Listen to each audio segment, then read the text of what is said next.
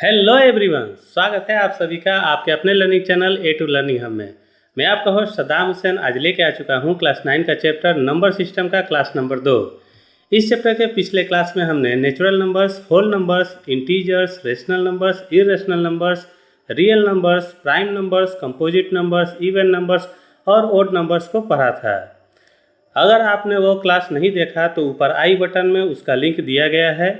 पहले जाइए उस क्लास को पूरी तरह से कवर कीजिए और उसके बाद वापस आइए और इस क्लास को पूरी तरह से देखिए ताकि आप इस क्लास का ज़्यादा से ज़्यादा फ़ायदा उठा सकें। आज के इस क्लास में हम रियल नंबर्स के डेसिमल एक्सप्रेशन को देखने वाले हैं। साथ ही साथ डेसिमल एक्सप्रेशन के अनुसार रेशनल नंबर्स और इरेशनल नंबर्स को डिफाइन करेंगे। रियल नंबर्स को पी बाई क्यू के फॉर्म से डेसिमल फॉर्म और डेसिमल फॉर्म से पी बाई क्यू के फॉर्म में एक्सप्रेस करना सीखेंगे। रियल नंबर्स को नंबर लाइन पर रिप्रेजेंट करना सीखेंगे, जैसे कि रेशनल नंबर और इरेशनल नंबर को नंबर लाइन पे किस तरह से रिप्रेजेंट किया जाता है। साथ ही साथ रेशनल नंबर्स के कुछ बेसिक ऑपरेशन जैसे कि एडिशन, सब्सट्रैक्शन, मल्टीप्लिकेशन और डिवीजन को देखेंगे और एक्सपोनेंट के कुछ बेसिक लॉज को भी कवर करेंगे। तो चलिए शुरू करते हैं।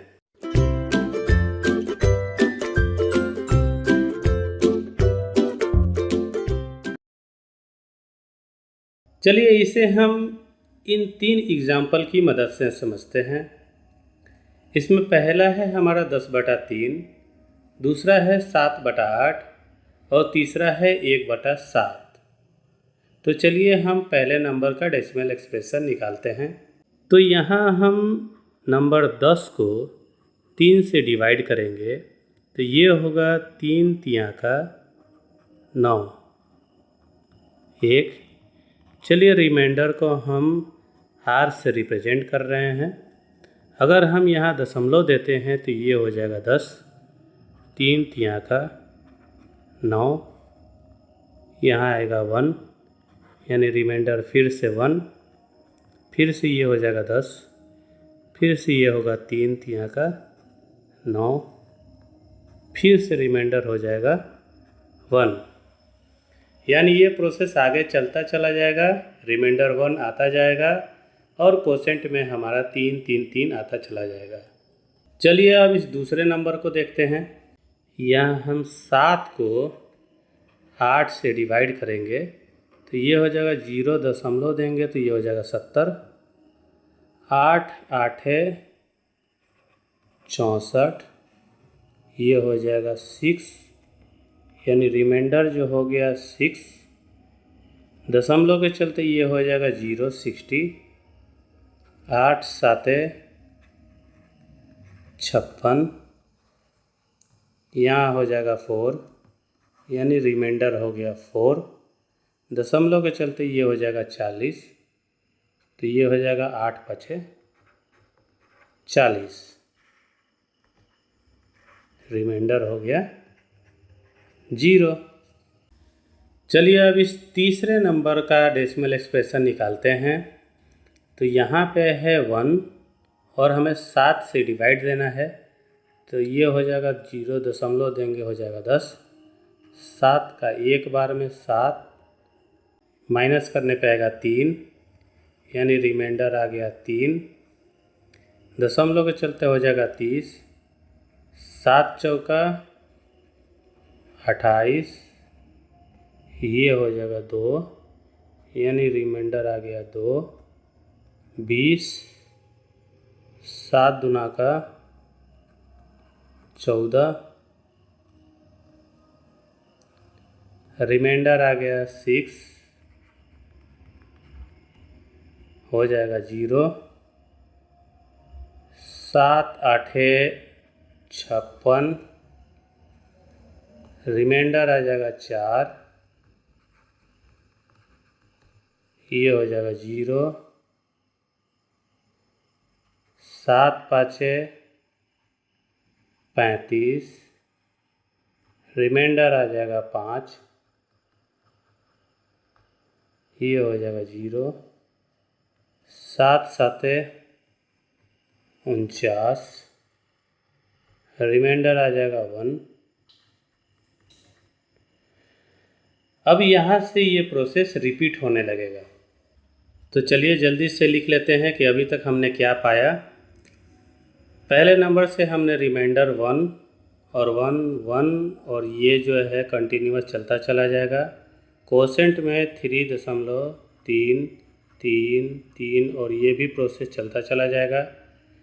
दूसरे नंबर में हमने रिमाइंडर पाया 6 4 और ये 0, यहाँ से ये टर्मिनेट हो गया। कोसेंट में हमने पाया 0.875। तीसरे नंबर से हमने पाया रिमाइंडर 3 2 6 4 5 और 1 और जो हमारा कोसेंट है 0.14 28 57 और ये रिपीट होता जाएगा, रिमाइंडर भी रिपीट होता जाएगा। तो अभी तक आपने कुछ बातें नोटिस की होंगी, जैसे कि रेशनल नंबर के डेसिमल एक्सप्रेशन के दौरान या तो कुछ स्टेप्स के बाद रिमाइंडर 0 हो जाता है या फिर रिमाइंडर रिपीट होने लगते हैं। जैसे इस केस में 3 स्टेप्स के बाद हमारा रिमाइंडर 0 आ गया, वहीं इन दोनों केसेस में हमारा रिमाइंडर रिपीट होने लगा। तो जिस केस में कुछ स्टेप्स के बाद रिमाइंडर 0 आ जाता है उसे हम टर्मिनेटिंग डेसिमल एक्सपेंशन कहते हैं। वहीं जिस प्रोसेस में रिमाइंडर रिपीट होता है उसे हम नॉन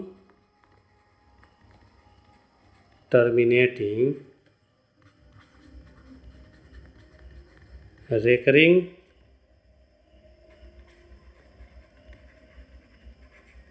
डेसिमल एक्सपेंशन कहते हैं। और ये भी हो गया non terminating recurring decimal expansion. साथ ही साथ आपने ये बात भी नोटिस की होंगी कि रिपीट होने से पहले हमारे पास जो टोटल नंबर ऑफ रिमाइंडर आते हैं वो डिवाइजर से कम होते हैं। जैसे इस केस में देखिए हमारे पास टोटल नंबर ऑफ जो रिमाइंडर है वो है 1 2 3 4 5 6। टोटल नंबर ऑफ रिमाइंडर है 6 और जो हमारा डिवाइजर है वो है 7। तो ये डिवाइजर से छोटा है।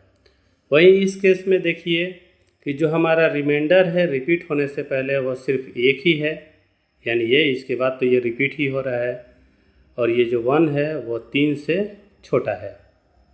साथ ही साथ non terminating recurring decimal expression में जो हमारा कोसेंट आता है उसमें या तो रिपीटिंग नंबर होता है या फिर रिपीटिंग ब्लॉक ऑफ नंबर्स होते हैं।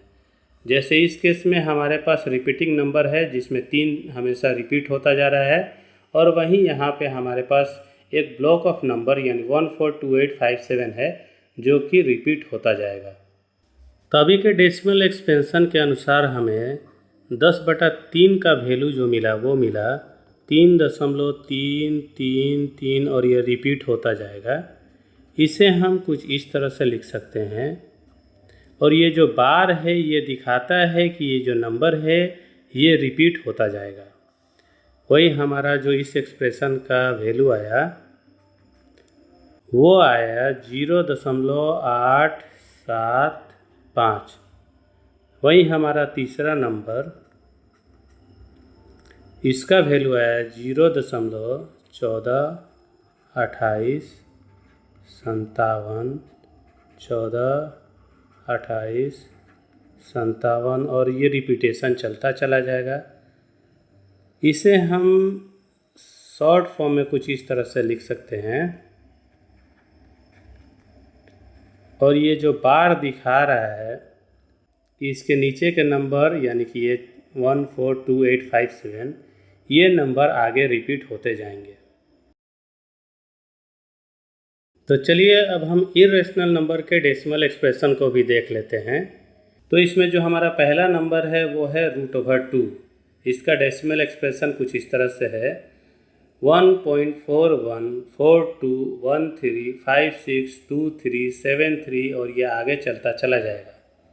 उसी तरह से दूसरा नंबर पाई का डेसिमल एक्सप्रेशन है 3.14159265 और ये नंबर भी आगे चलते चले जाएंगे। क्या आपको पता है कि पाई का मान अभी तक कितने डेसिमल प्लेसेस तक निकाला जा चुका है? एक्चुअली ये जो है 1.24 ट्रिलियन डेसिमल प्लेसेस तक निकाला जा चुका है। आपने यहाँ पे ये बातें भी नोटिस की होंगी कि इनका जो डेसिमल एक्सप्रेशन है ये ना तो टर्मिनेटिंग है और ना ही रेकरिंग है, यानी कि ये रिपीट भी नहीं हो रहा है और ना ही ख़त्म हो रहा है। तो इसके आधार पे हम रेशनल नंबर और इर्रेशनल नंबर को ईजिली डिफाइन कर सकते हैं। अगर हम डेसिमल एक्सपेंशन के अनुसार रेशनल नंबर और इर्रेशनल नंबर को डिफाइन करना चाहें तो हम ईजिली बोल सकते हैं कि वो सारे नंबर जिनका डेसिमल एक्सपेंशन या तो टर्मिनेटिंग होता है या फिर नॉन टर्मिनेटिंग रेकरिंग होता है, तो उन सारे नंबर्स को हम रेशनल नंबर्स कहते हैं। वहीं दूसरी तरफ वो सारे नंबर जिनका डेसिमल एक्सप्रेशन ना तो टर्मिनेटिंग होता है और ना ही रेकरिंग होता है, उन सभी नंबर्स को हम इर्रेशनल नंबर्स कहते हैं। तो जो हमारा पहला नंबर है वो एक टर्मिनेटिंग रेशनल नंबर है। तो चलिए इसे हम p/q के फॉर्म में एक्सप्रेस करते हैं 3.142678। तो इसे हम u लिख सकते हैं 3142678। दशमलव यहाँ था, इसके जगह पर 1 लिख देंगे। उसके बाद में 1 2 3 4 5 6 अंक थे, तो इसलिए हम यहाँ 6 जीरो लिख देंगे। तो हमने इसे ईजिली p/q के फॉर्म में एक्सप्रेस कर लिया। इसमें जो हमारा दूसरा नंबर है वो एक नॉन टर्मिनेटिंग रेकरिंग नंबर है और इसे हमें p/q के फॉर्म में एक्सप्रेस करना है। तो इसे एक्सप्रेस करने के लिए हम सिंपली इसे x बराबर 1.2727 और ये आगे चलता चला जाएगा, x का वैल्यू इतना मान लेते हैं। और जैसा कि हमारा 2 नंबर रिपीट हो रहा है तो हम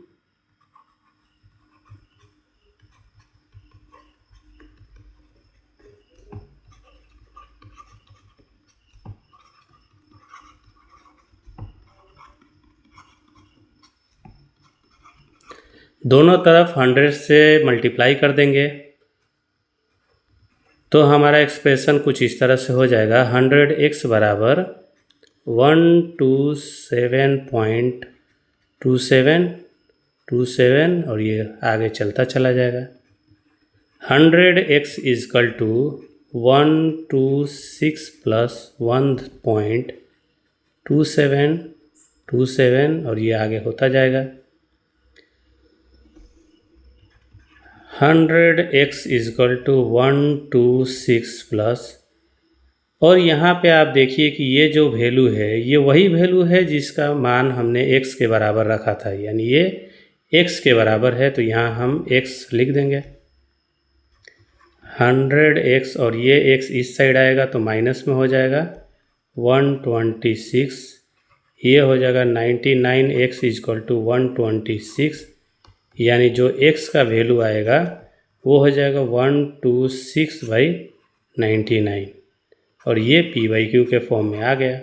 तो इस तरह हम एक नॉन टर्मिनेटिंग रेकरिंग नंबर को p/q के फॉर्म में एक्सप्रेस कर सकते हैं। चलिए इसी में जो हमारा तीसरा नंबर है वो कुछ इस तरह से है। चलिए इसे भी हम मान लेते हैं। लेट x इजकल टू 0.2353535, यानी यहाँ भी जो हमारा नंबर है यानी 35 ये रिपीट होता जा रहा है, यानी कि हमारा 2 अंक रिपीट हो रहा है। तो इसे भी हम सेम प्रोसेस से सोल्व करेंगे। मल्टीप्लाइंग बोथ साइड्स विथ 100, तो ये हो जाएगा 100x इजकल टू 23.53535। तो इसे हम कुछ u लिख सकते हैं। 100x इक्वल टू 23.3 प्लस 0.23535 और ये कुछ u होगा। तो यहाँ हो गया 100x इक्वल टू 23.3 प्लस, और ये जो है ये तो हमारा ऊपर x का ही वैल्यू है, तो यहाँ हम लिख देंगे x।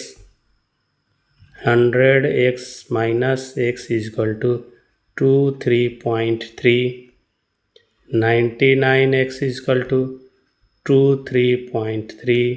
तो अब ये हो जाएगा x इक्वल टू 23.3, नीचे आ जाएगा 99। अगर हम इस दशमलव को हटाएंगे तो ये हो जाएगा 233 और नीचे आ जाएगा 99 0। तो इस तरह हम इसे भी p/q के फॉर्म में एक्सप्रेस कर सकते हैं। हमने इस चैप्टर के पिछले क्लास में दिए गए किन्हीं दो नंबरों के बीच में रेशनल नंबर को निकालना सीखा था। तो चलिए अब हम इस क्लास में दिए गए किन्हीं दो नंबरों के बीच में इर्रेशनल नंबर निकालना सीखते हैं। तो जैसा कि हमारा दो नंबर है 1/7 और 2/7। अभी अभी हमने 1/7 का डेसिमल एक्सप्रेशन निकाला था, जो कि था 0.142857 और ये नॉन टर्मिनेटिंग रेकरिंग था। ठीक इसी तरह जो हमारा 2/7 का वैल्यू होगा वो होगा 7 दूना का 14, 5 दूना 10 1 11, 8 दूना का 16 1 17, 2 दूना 4 1 5, 4 दूना 8, 1 दूना 2 और ये होगा दशमलव, और ये हो जाएगा हमारा नॉन टर्मिनेटिंग रेकरिंग नंबर। तो जैसा कि हमें पता है कि किन्हीं दो नंबरों के बीच में infinite number of rational number होते हैं, ठीक उसी तरह दिए गए किन्हीं दो नंबरों के बीच में infinite number of irrational number होते हैं।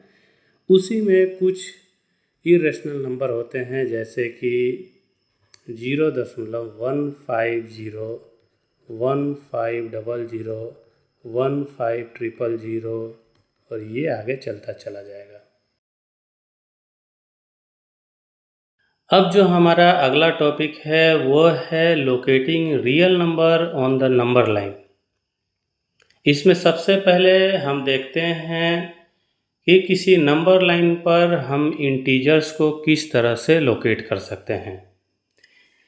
जैसे कि ये है हमारा नंबर लाइन। अब मान लीजिए कि कोई इंटीजर्स दिया हुआ है, जैसे कोई नंबर है a बराबर -4, तो हम इसे ईजिली यहाँ पे लोकेट कर सकते हैं और ये हो गया हमारा पॉइंट A। ठीक उसी तरह से कोई पॉइंट है B बराबर 6, तो हम इसे ईजिली बता सकते हैं कि जो पॉइंट B है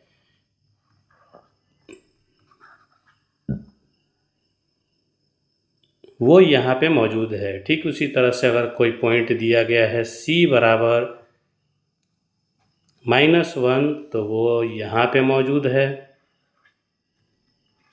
और इसी तरह से अगर कोई पॉइंट दिया गया है D बराबर 3, तो वो पॉइंट यहाँ पे मौजूद है।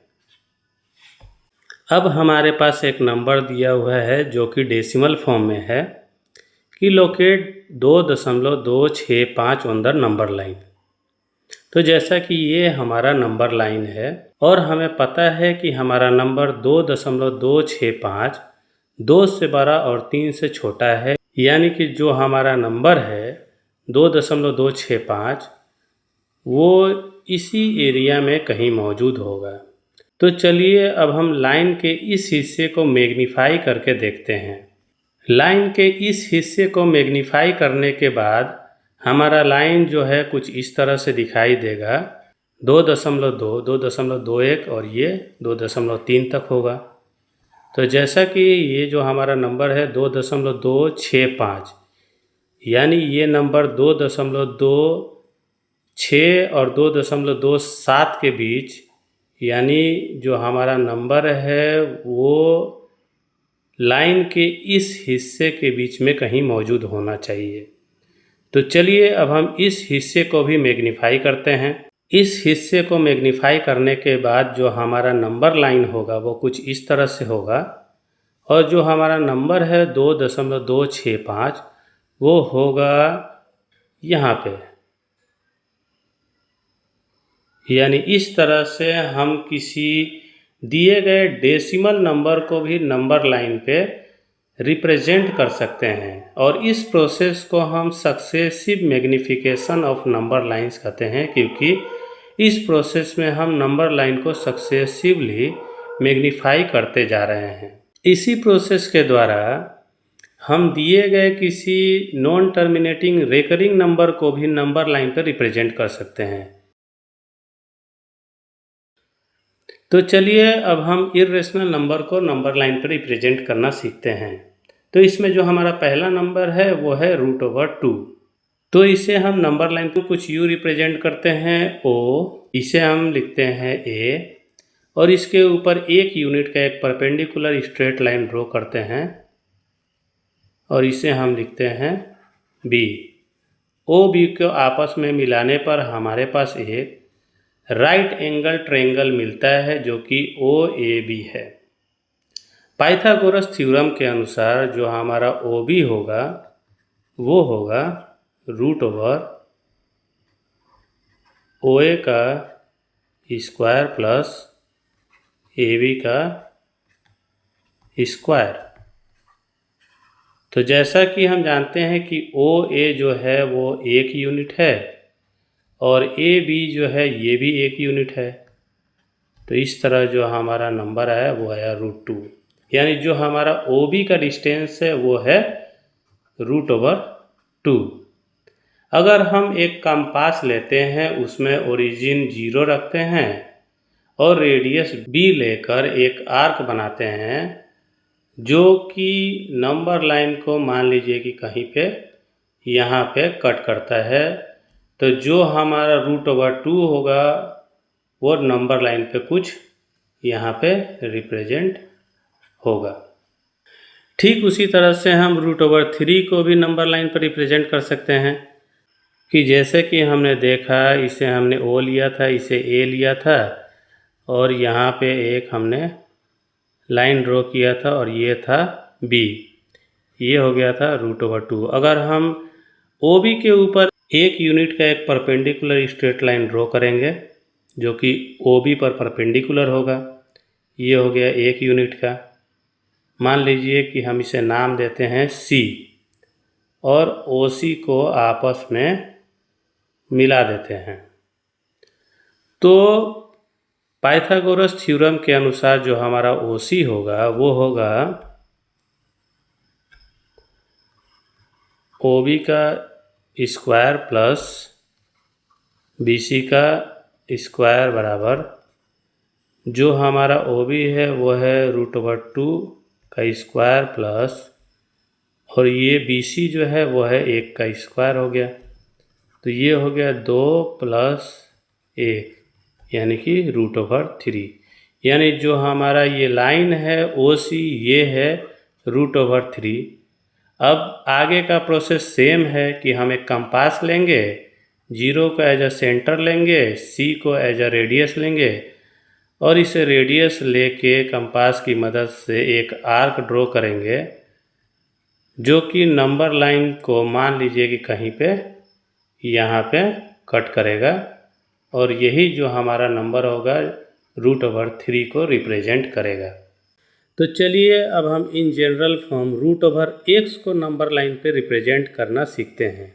इसे रिप्रेजेंट करने के लिए सबसे पहले तो हमें x लंबाई का एक स्ट्रेट लाइन ड्रॉ करना होगा। मान लीजिए कि हमने एक स्ट्रेट लाइन ड्रॉ किया जो कि है AB और इसका लेंथ है x यूनिट, ठीक है। अब इस पे हमें 1 यूनिट का एक एक्स्ट्रा लाइन ड्रॉ करना होगा। तो मान लीजिए कि ये BC जो है ये है 1 यूनिट का। अब हम AC का एक मिड पॉइंट निकालेंगे। मान लीजिए कि वो पॉइंट कहीं यहाँ पे होगा। अब इसे सेंटर लेके हम एक सेमी सर्कल ड्रॉ करेंगे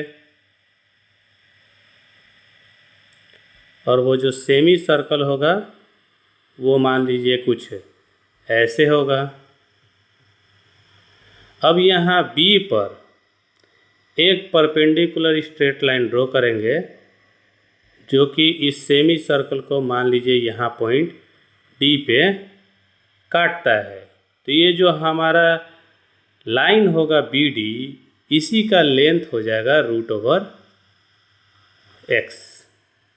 अब इसके बाद का प्रोसेस सेम है कि हम एक कंपास लेंगे, B को एज अ सेंटर लेंगे, BD को एज रेडियस लेके एक आर्क ड्रॉ करेंगे। BC 1 यूनिट होगा और ये आर्क इस लाइन को जहाँ पे कट करेगा, जैसे मान लीजिए ये पॉइंट, यही पॉइंट √x को रिप्रेजेंट करेगा। तो इस प्रोसेस के द्वारा हम किसी भी रियल नंबर के रूट को नंबर लाइन पर रिप्रेजेंट कर सकते हैं। तो चलिए अब हम रियल नंबर के कुछ बेसिक ऑपरेशन को भी समझ लेते हैं। जैसे अगर हम रेशनल नंबर को रेशनल नंबर के साथ जोड़ते हैं तो हमें रेशनल नंबर ही मिलता है। जैसे कि अगर हम 2 के साथ 3 को जोड़ दें तो हमें एक रेशनल नंबर 5 मिलेगा। ठीक उसी तरह से अगर हम रेशनल नंबर से रेशनल नंबर को घटाते हैं तो हमें रेशनल नंबर ही मिलता है। जैसे अगर हम 2 में से 1 को घटाते हैं तो हमें 1 मिलता है जो कि एक रेशनल नंबर है। ठीक उसी तरह से अगर हम रेशनल नंबर के साथ रेशनल नंबर को गुना कर दें तो हमें रेशनल नंबर मिलता है। जैसे कि 2 × 5 = 10, जो कि रेशनल नंबर ही है। उसी तरह से अगर हम रेशनल नंबर को रेशनल नंबर से भाग कर दें तभी भी हमें रेशनल नंबर ही मिलता है। जैसे अगर हम 10 को 2 से भाग कर दें तो हमें 5 मिलेगा जो कि रेशनल नंबर ही होगा। ठीक उसी तरह से अगर हम रेशनल नंबर और इर्रेशनल नंबर को आपस में जोड़ देते हैं तो हमें इर्रेशनल नंबर मिलता है। जैसे मान लीजिए कि अगर हम 2 को √3 के साथ जोड़ते हैं तो ये एक इर्रेशनल नंबर मिलता है। ठीक उसी तरह से अगर हम इर्रेशनल नंबर को रेशनल नंबर से घटाते हैं तो हमें एक इर्रेशनल नंबर मिलता है। जैसे कि 2 में से अगर हम √3 को घटा दें तो हमें एक इर्रेशनल नंबर मिलता है। ठीक उसी तरह से अगर हम किसी रेशनल नंबर और इर्रेशनल नंबर को आपस में गुना कर दें तो हमें एक इर्रेशनल नंबर मिलता है। जैसे अगर हम 2 को √3 के साथ गुना करते हैं तो ये एक इर्रेशनल नंबर मिलता है। उसी तरह से अगर हम रेशनल नंबर को इर्रेशनल नंबर से भाग कर दें तो हमें एक इर्रेशनल नंबर मिलता है। जैसे कि अगर हम 2 को √3 से भाग कर दें तो हमें एक इर्रेशनल नंबर मिलता है। अब इस कंडीशन को देखिए कि अगर हम इर्रेशनल नंबर को इर्रेशनल नंबर के साथ जोड़ते हैं तो हमें या तो रेशनल नंबर मिलता है या फिर इर्रेशनल नंबर मिलता है। जैसे कि आप इस कंडीशन में देखिए कि अगर मान लीजिए कि हमारे पास एक इर्रेशनल नंबर 2 + √2 है और एक दूसरा इर्रेशनल नंबर है वो है 2 - √2। और अगर हम इन दोनों को आपस में जोड़ते हैं तो हमें मिलेगा 2 + √2 + 2 - √2 और ये हो जाएगा 4, जो कि एक रेशनल है।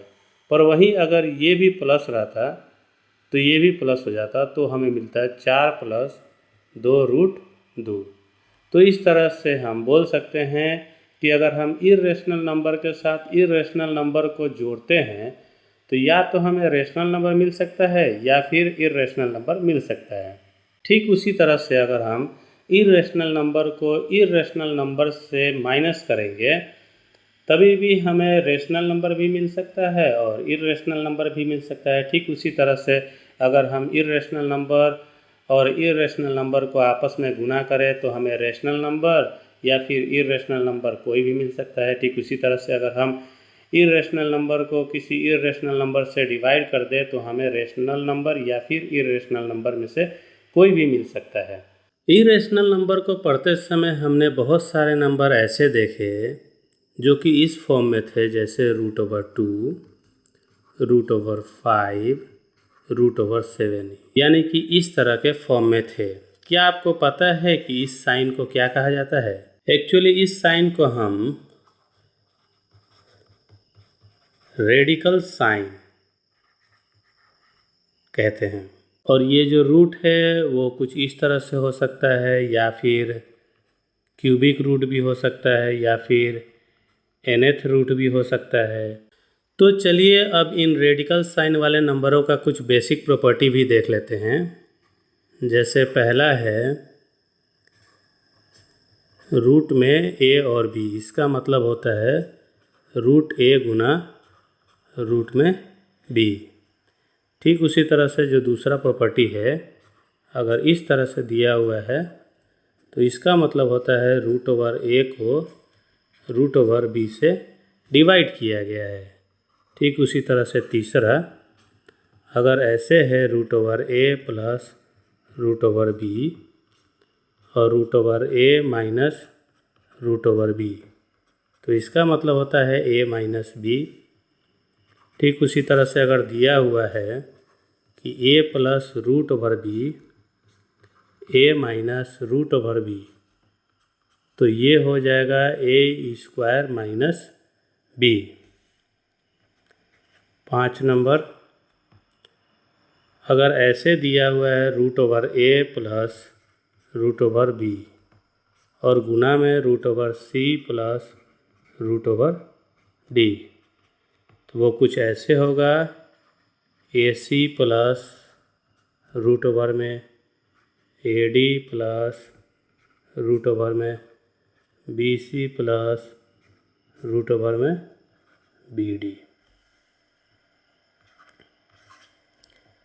और अगर ऐसे दिया हुआ है कि √a प्लस √b का होल स्क्वायर, तो ये होगा a प्लस 2 रूट में ab प्लस b।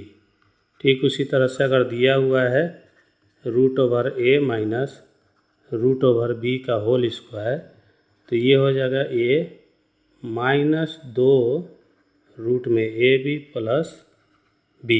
तो अब चलिए इन्हीं प्रॉपर्टी का यूज करके हम डिनोमिनेटर को रेशनलाइज करना भी सीखते हैं। तो इसमें जो हमारा पहला सवाल है वो कुछ यूँ है कि rationalise the denominator of 1/2 plus √3। तो हमारा नंबर है 1/2 प्लस √3। तो अभी जो प्रॉपर्टी हमने पढ़ा उसके अनुसार अगर इसे हमें रेशनलाइज करना है तो इसे 2 माइनस √3 से गुना करना होगा। लेकिन हम सिर्फ नीचे गुना नहीं कर सकते हैं क्योंकि वैल्यू चेंज हो जाएगा, इसलिए हमें न्यूमरेटर में भी सेम नंबर से गुना करना पड़ेगा।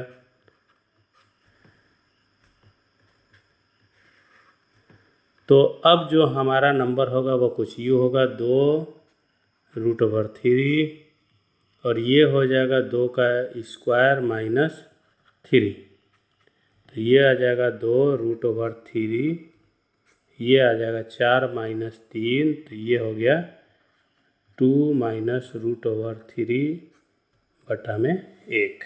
तो इस प्रोसेस के जरिए हम डिनोमिनेटर को रेशनलाइज कर सकते हैं। ठीक उसी तरह से ये दूसरा सवाल देखिए कि है रेशनलाइज द डिनोमिनेटर और 1/7 प्लस 3√2। तो इस नंबर के डिनोमिनेटर को रेशनलाइज करना है। सेम प्रोसेस, 1/7 प्लस 3√2, इसको हम गुना करेंगे। 7 माइनस 3√2, ऊपर भी सेम नंबर से गुना करेंगे। ऊपर आ जाएगा 7 माइनस 3√2, नीचे आ जाएगा 7 का स्क्वायर माइनस 3 का स्क्वायर इंटू 2 बराबर हो जाएगा 7 माइनस 3√2, ये हो जाएगा 49 माइनस 3 3 के 9 दूना का 18, 7 माइनस 3√2 और ये हो जाएगा 3 1। तो इस प्रोसेस के थ्रू हम दिए गए नंबर के डिनोमिनेटर को रेशनलाइज कर सकते हैं। तो आज का हमारा जो आखिरी टॉपिक है वो है लॉज ऑफ एक्सपोनेंट यानी एक्सपोनेंट के नियम। इसे शुरू करने से पहले ये जान लेते हैं कि एक्सपोनेंट हम कहते किसे हैं। तो जैसा कि हम अपने पिछले क्लासेस में इस तरह के नंबर का काफ़ी इस्तेमाल कर चुके हैं, जैसे कि 2 का पावर 3, 3 का पावर 4, इसमें ये जो 3 है इसे हम बेस कहते हैं और ये जो पावर है यानी 4 इसे हम एक्सपोनेंट कहते हैं। अब इसके कुछ बेसिक लॉज को देख लेते हैं। जैसे पहला, a का पावर m को अगर हम गुना कर देते हैं a का पावर n से तो बेस वैसे ही रहेगा और जो पावर है वो आपस में जुड़ जाएंगे। जो दूसरा है वो है a का power m divided by a का पावर n। जैसा कि बेस सेम है तो हमने a लिखा और ऊपर वाले पावर में से नीचे वाले पावर को माइनस कर दिया। ठीक उसी तरह से अगर ऐसे दिया हुआ है कि a का पावर m और b का पावर m, बेस अलग अलग है लेकिन पावर सेम है तो इसे हम u लिख सकते हैं, a और b दोनों का पावर m। और अगर ऐसे दिया हुआ है कि a का पावर m ब्रैकेट के बाहर का पावर n, तो ये जो पावर है m और n आपस में गुना हो जाएगा। तो ये हो गए एक्सपोनेंट के कुछ बेसिक लॉज। तो उम्मीद है कि आपको आज के क्लास का सारा टॉपिक समझ में आया होगा। अगर आपको आज का क्लास पसंद आया हो तो प्लीज़ हमारे चैनल को सब्सक्राइब कर लीजिए। साथ ही साथ ऊपर दिए गए बेल आइकन को भी दबा दीजिए ताकि हम कोई भी क्लास लेके आए तो उसका नोटिफिकेशन सबसे पहले आपको मिल सके। और अगर आपके जानने वाले में कोई भी ऐसा बंदा है जो कि क्लास 9 में पढ़ता है तो उसे भी ये वीडियो ज़रूर शेयर कीजिए। तो मिलते हैं आपसे अगले लेसन में, तब तक के लिए बाय बाय।